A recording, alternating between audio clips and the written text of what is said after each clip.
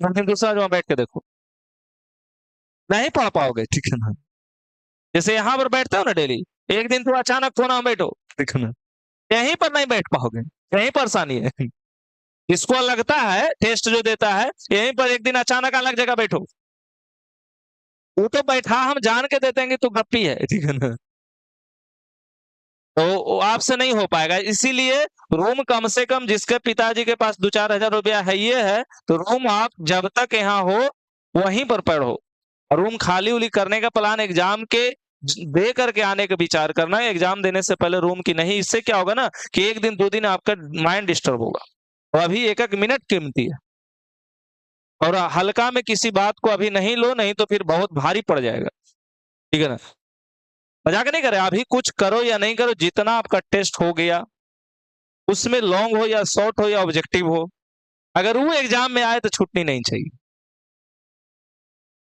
जैसे मान लो जो पढ़ा दिया वही आ गया और तो ये छोड़ दिया, तो पढ़ने का क्या फायदा होगा? तो ऐसा नहीं ना हो रहा है किसी के साथ। और बाकी कल परसों यानी 2-3 दिन जो इस साल अभी बचा हुआ है, उसमें अपना जानते, जिसको कुछ फीडबैक अपने हिसाब से लिखना है, वो बढ़िया से सोच विचार के फीडबैक में 2-4 पॉइंट।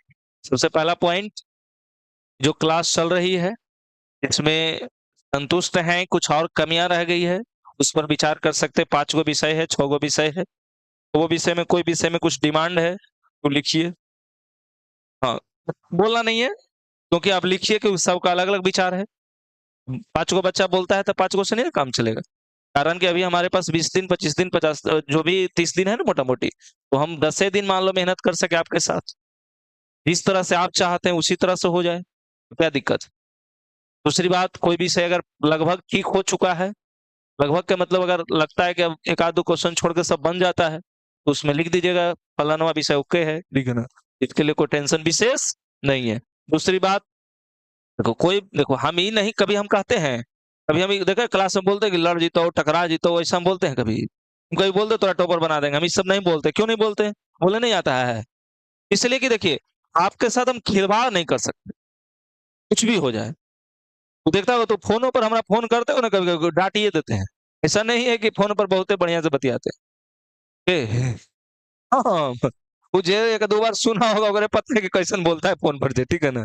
तो हम सब जगह एक ही इक्विवेलेंट अपना जानते हैं, क्योंकि ये नहीं कि मुंह पर कुछ और पीछे में कुछ, वो नहीं कर सकते हम।